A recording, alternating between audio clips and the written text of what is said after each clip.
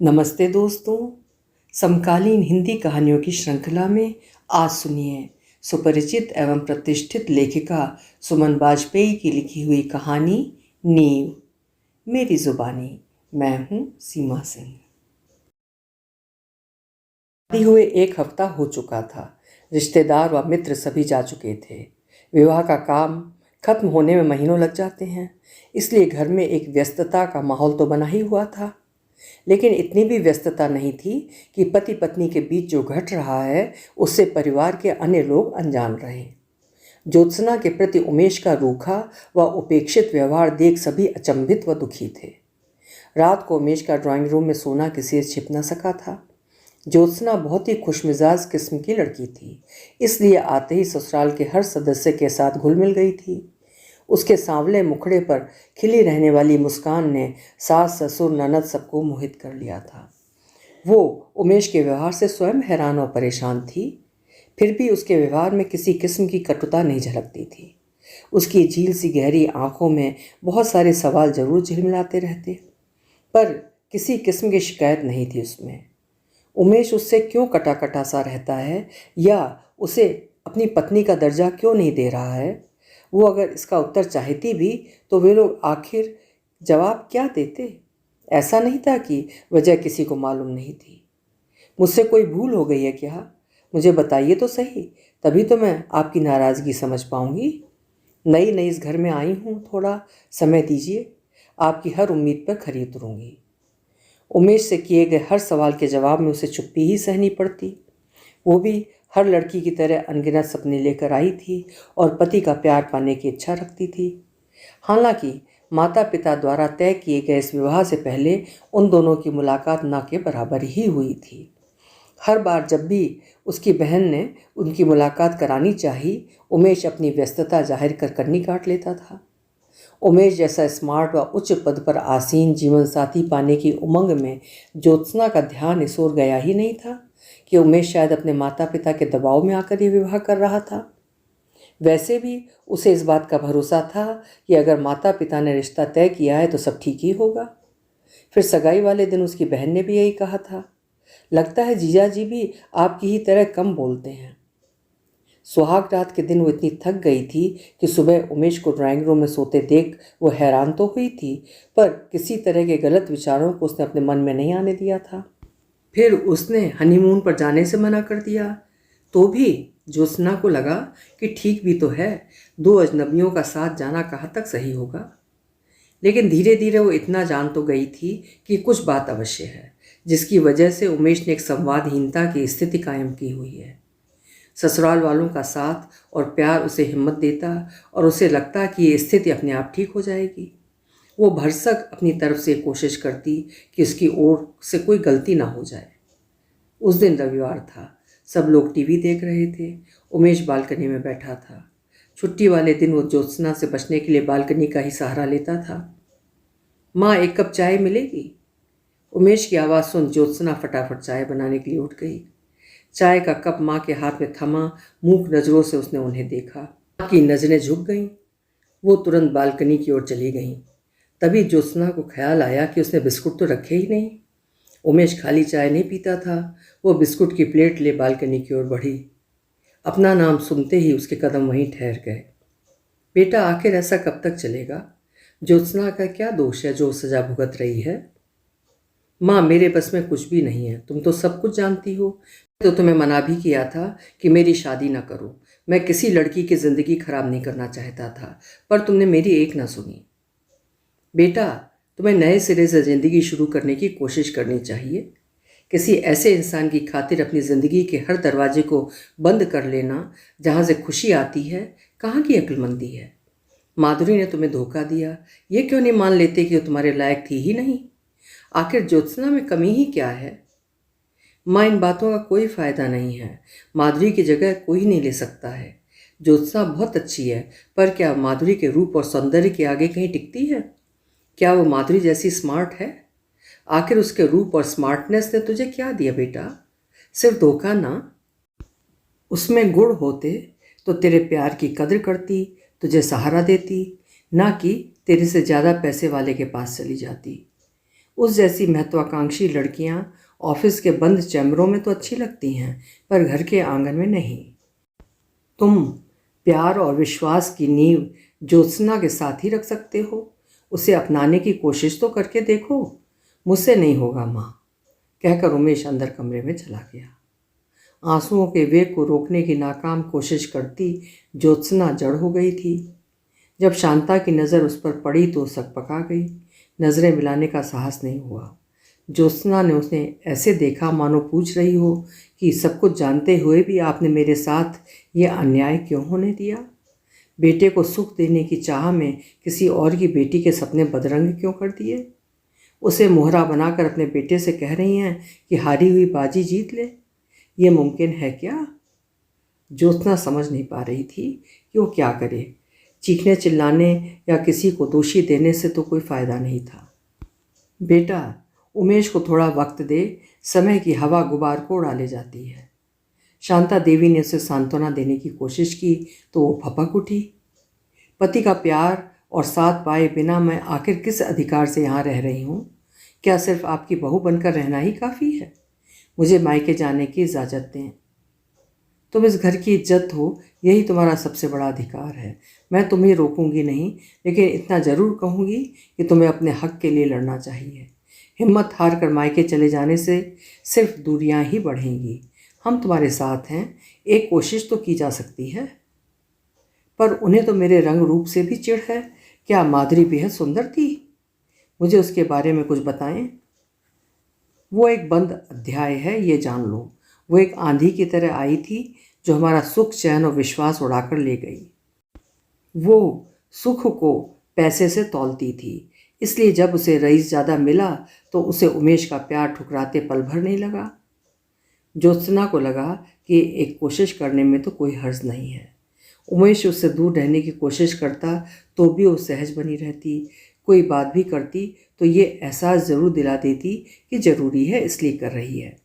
बात करते करते धीरे से मुस्कुरा देती और ऐसा दिखाती मानो वो स्वाभाविक था।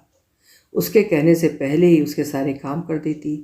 उमेश उसे अपने आसपास देख झुंझलाता तो, लेकिन वो ऐसे दिखाती कि उसकी बेरुखी का उस पर कोई असर नहीं हो रहा है।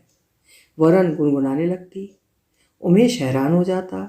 वो उसके साथ ढंग से बात भी नहीं करता, फिर भी वो कोई शिकायत नहीं करती।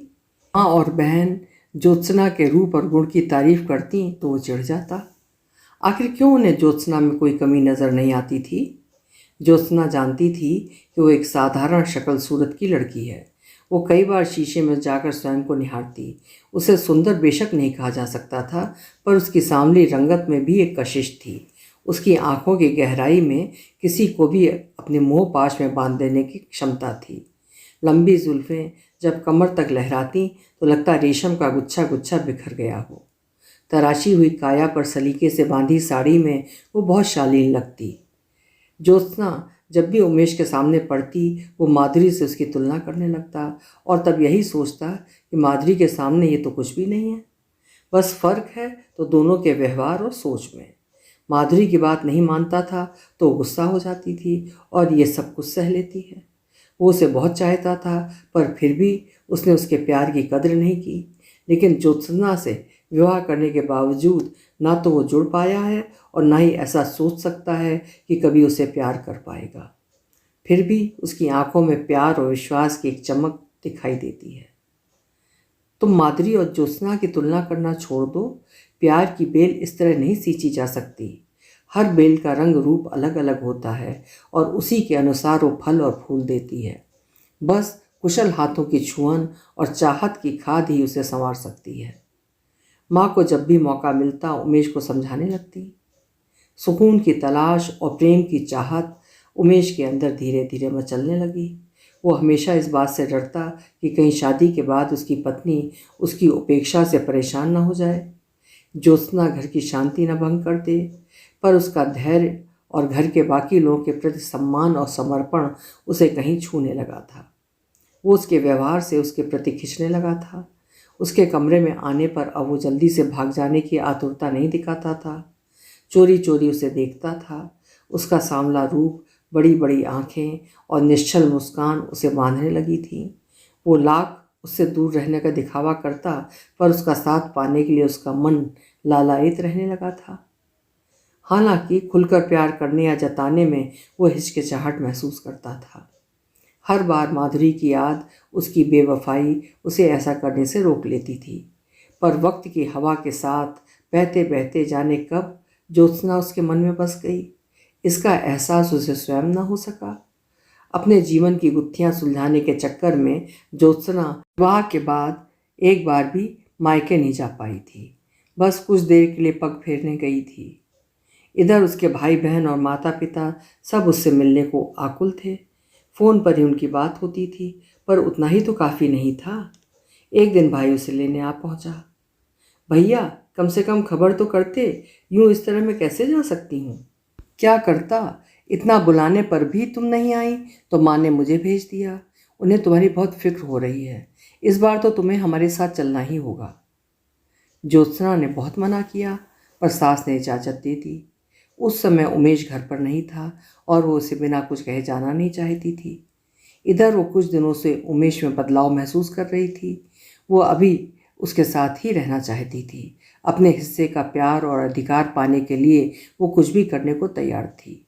यहाँ तक कि मायके वालों का मुंह भी बौना हो गया था। भाई की जिद के आगे उसे झुकना ही पड़ा। उमेश को जब ये बात पता चली तो उसने सोचा, चलो चैन से कुछ दिन गुजारेगा। कमरे के बाहर कहीं और शरण तो नहीं लेनी पड़ेगी। 2 दिन ही बीते थे कि घर के लोग उसको बुलाने की बात करने लगे। उदासी की एक परत हर ओर बिछ गई। घर में सब लोग थे, फिर भी एक का ना होना क्या इतना खल सकता है? उमेश भी अपने भीतर एक रिक्तता महसूस करने लगा। वो बेशक खामोश रहता था, पर ज्योत्सना उससे बातें करती रहती थी। कमरे और घर में छाई रहने वाली चुप्पी उसे तंग करने लगी। वो खुद हैरान था इस परिवर्तन से। उस दिन सुबह जब नाश्ते के टेबल पर बैठा तो अचानक उसके मुंह से निकला, ज्योत्सना, आज कॉफ़ी पीने का मन है। वही नहीं, बाकी लोग भी हैरान रह गए। ये तो विडंबना ही है कि मृग अपने में बसी कस्तूरी को हर जगह ढूंढता रहता है। क्या उमेश के अंदर भी ज्योत्सना कस्तूरी की तरह बस गई थी? वो जब थी तो कद्र नहीं की।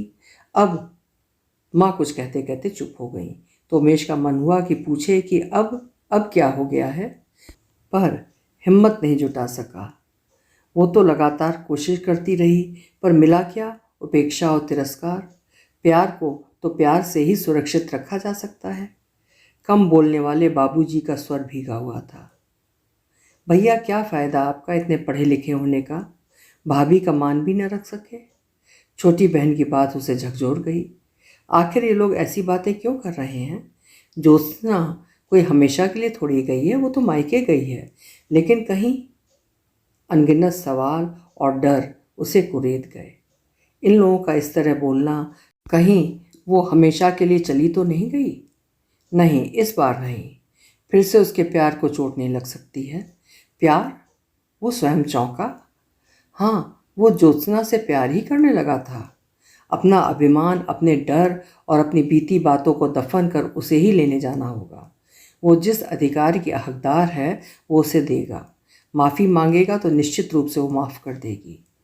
ज्योत्सना का खिलखिलाता चेहरा उसकी आंखों के सामने घूम गया। मन में विश्वास हो तो रास्ते आसान लगने लगते हैं। घर वालों से उसने कुछ नहीं कहा। ज्योत्सना को अचानक आया देख वे कितने खुश हो जाएंगे। वो गाड़ी में बैठने ही वाला था कि मोबाइल बजा। एक चिर परिचित नंबर देखकर उमेश का मन विचलित हो गया। कांपते हाथों से उसने फ़ोन कान पर लगाया। देखो, मैं जानती हूँ कि तुम मुझसे बेहद नाराज़ हो, लेकिन मुझे अब अपनी गलती का एहसास हो गया है। मैं तुम्हारे पास वापस लौटना चाहती हूँ। माधुरी की आवाज़ पहचानने में वो गलती कैसे कर सकता था? उसके भीतर अंतर्द्वंद की फांस चुभती और फिर से चकाचौंध भरी मीनारों की ऊंचाई के लोभ में फंसता। उससे पहले ही उसने रॉन्ग नंबर कहकर फ़ोन काट दिया और गाड़ी स्टार्ट कर ली। उसे विश्वास और प्यार से सींची गई नींव की ज़रूरत थी। अभी आप सुन रहे थे सुमन बाजपेयी जी की लिखी हुई कहानी नींव। धैर्य और विश्वास जीवन में कभी कभी चमत्कार का कार्य करते हैं। आशा है कहानी आपको पसंद आई होगी। पसंद आई है तो लाइक ज़रूर करिएगा और चैनल भी सब्सक्राइब कर दीजिएगा। कल फिर मिलेंगे। आपका समय शुभ हो।